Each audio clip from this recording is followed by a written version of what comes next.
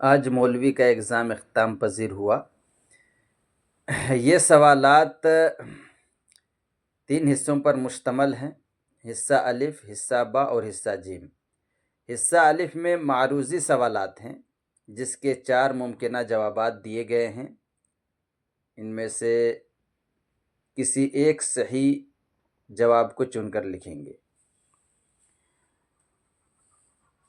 علامہ اقبال کے والد کا نام کیا تھا؟ شیخ نور محمد۔ علامہ اقبال کے شعری مجموعہ کا نام بانگ درا۔ علامہ اقبال کی جائے پیدائش ہے سیالکوٹ۔ خواجہ حسن نظامی کی شہرت کس صنف ادب کی وجہ سے ہے؟ تو انشائیہ نگار۔ مرزا غالب کی پیدائش کہاں ہوئی تھی؟ آگرہ میں۔ مرزا غالب کا پورا نام کیا تھا؟ تو اسد اللہ خان۔ مرزا غالب کے خطوط کے مجموعہ کا کیا نام ہے؟ تو اردو معلی۔ باغ و بہار کس کی تصنیف ہے؟ Mir Amman Dehlavi. Fort William college کس شہر میں کھولا گیا تھا؟ تو کلکتہ۔ نظم ارتقاء کس شاعر کی نظم ہے؟ علامہ اقبال۔ امراؤ جان ادا کا تعلق ادب کی کس صنف سے ہے؟ تو ڈرامہ سے۔ فوٹوگرافر کس افسانہ نگار کا افسانہ ہے؟ تو یہ ہے قرۃ العین حیدر کا۔ جمیل مظہری کا تعلق ہندوستان کے کس صوبہ سے تھا؟ تو بہار سے۔ گورے غریباں کس شاعر کی نظم ہے؟ نظم طبع طبائی۔ مولانا الطاف حسین حالی کہاں پیدا ہوئے؟ تو یہ پانی پت میں پیدا ہوئے تھے۔ حصہ با گروپ اے سے سوالات ہیں کہ کرشن چند سے اپنی واقفیت کا اظہار کیجیے۔ کرشن چند، جواب ہے کہ کرشن چند اردو اور ہندی ادب کے ممتاز افسانہ نگار، ناول نگار اور ڈرامہ نگار بھی تھے۔ وہ ترقی پسند تحریک کے اہم ستونوں میں شمار کیے جاتے تھے۔ انسان دوستی، سماجی انصاف، طبقاتی کشمکش اور عام آدمی کے مسائل نمایاں طور پر نظر آتے ہیں۔ کرشن چندر 1914 عیسوی کو پنجاب کے گوجرانوالہ میں پیدا ہوئے تھے اور وفات 1977 عیسوی کو ہوئی تھی۔ مشہور افسانے ہیں ان کے کالو بھنگی، پشاور ایکسپریس، مہالکشمی کا پل، انداتا، جب کھیت جاگے، شکست، دل کی وادیاں کھو گئیں، وغیرہ وغیرہ۔ اور ان کو پدم بھوشن ایوارڈ سے بھی نوازا گیا تھا۔ دوسرا کوشچن ہے، خواجہ حسن نظامی کی حالات زندگی پر مختصر روشنی ڈالیے۔ خواجہ حسن نظامی یہ 1878 عیسوی کو دہلی میں پیدا ہوئے تھے اور وفات 1955 عیسوی کو ہوئی تھی۔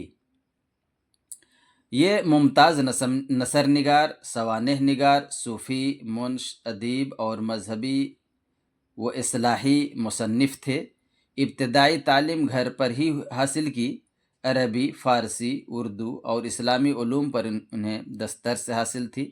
مذہبی عقیدت، اخلاقی تعلیم، سادگی اور تصوف کا رنگ نمایاں طور پر نظر آتا ہے۔ اگلا ہے کہ آب حیات کس کی تصنیف ہے؟ اس کی خوبیوں پر روشنی ڈالیے۔ تو یہ آب حیات کی جو تصنیف ہے اور اس کی جو خوبی ہے وہ یہ کہ آب حیات مولانا محمد حسین آزاد کی تصنیف ہے۔ آب حیات میں شاعروں کا تذکرہ ہے جس میں شاعروں کے حالات زندگی، اس کی کلام پر تنقیدی جائزہ پیش کیا گیا ہے اور ان کی خوبیوں میں دلکش اسلوب اور شاعرانہ زبان اور اردو ادب کی تاریخ میں ایک سنگ میل بھی رکھتا ہے۔ اسی طرح اگلا ہے کہ انشائیہ کسے کہتے ہیں؟ کسی 2 انشائیہ نگار کا نام لکھیے۔ تو انشائیہ اس تحریر کو کہتے ہیں جس میں کسی موضوع پر اپنے خیالات، احساسات اور نظریات کو آزادانہ طور پر تخلیقی انداز میں بیان کیا جائے۔ انشائیہ میں مصنف اپنی سوچ کو خوبصورت زبان، مثالوں اور انداز بیاں کے ساتھ پیش کرتا ہے۔ اور ان کے یہ جو 2 انشائیہ نگار کے نام پوچھے گئے ہیں جن میں پطرس بخاری ہیں، رشید احمد صدیقی ہیں، ابن انشا ہیں، مشتاق احمد یوسفی ہیں، یہ بڑے پایا کے انشائیہ نگار ہیں۔ اور میر تقی میر کے 3 اشعار لکھیے اور اس کی تشریح کیجیے۔ تو 3 اشعار میں پہلا ہے شعر کہ پتا پتا بوٹا بوٹا حال ہمارا جانے ہے، پتا پتا بوٹا بوٹا حال ہمارا جانے ہے، جانے نہ جانے گل ہی نہ جانے باغ تو سارا جانے ہے۔ اس میں شاعر کہنا چاہ رہا ہے کہ اس شعر میں میرا میر اپنی محبت کی شدت کا اظہار کرتے ہیں کہ کائنات کی ہر شے ان کے دل کا حال جانتی ہے سوائے ان کے محبوب یعنی گل کے۔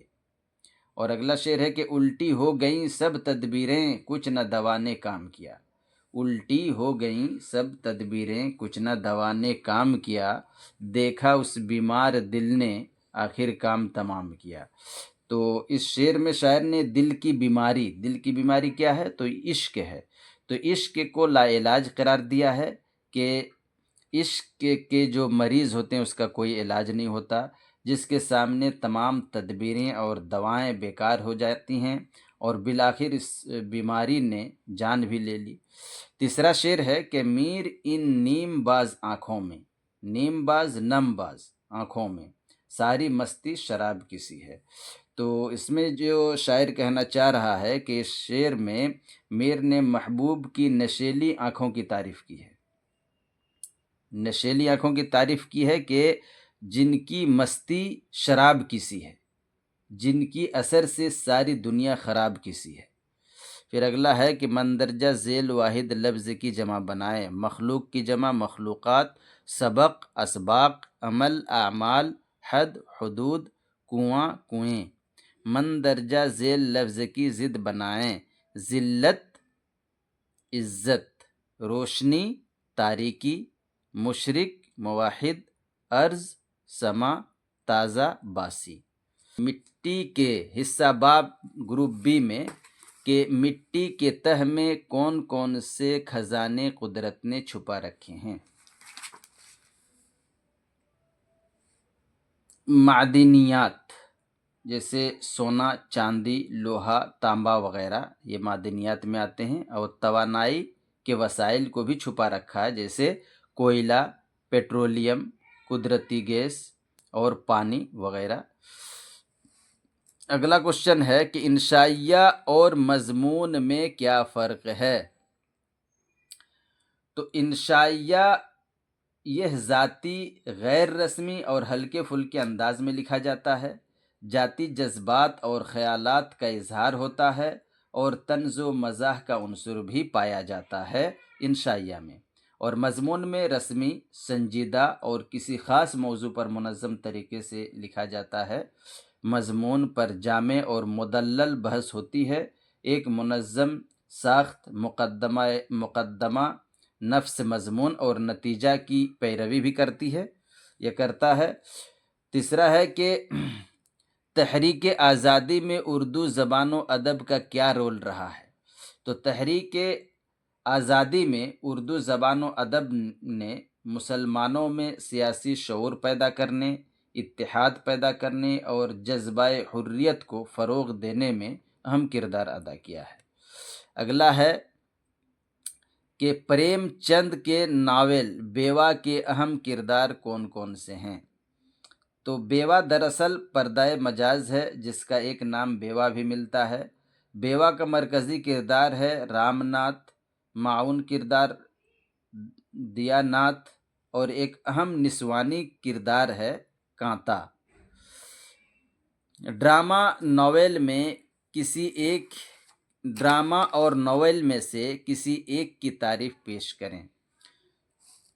ناول ایک افسانوی صنف ہے جس میں زندگی کی حقیقتوں کو پیش کیا جاتا ہے، جس میں پلاٹ، کردار، ماحول، نقطۂ نظر جیسے عناصر شامل ہوتے ہیں۔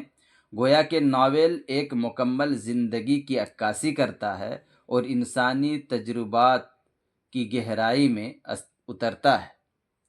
اگلا ہے مندرجہ ذیل واحد لفظ کی جمع بنائیں، مسجد مساجد، احساس احساسات، خواہش خواہشات، ملک املاک، تعلق تعلقات۔ مندرجہ ذیل لفظ کی ضد بنائیں، عزت ذلت، رات دن، خراب اچھا، بدبو خوشبو، بلند پست۔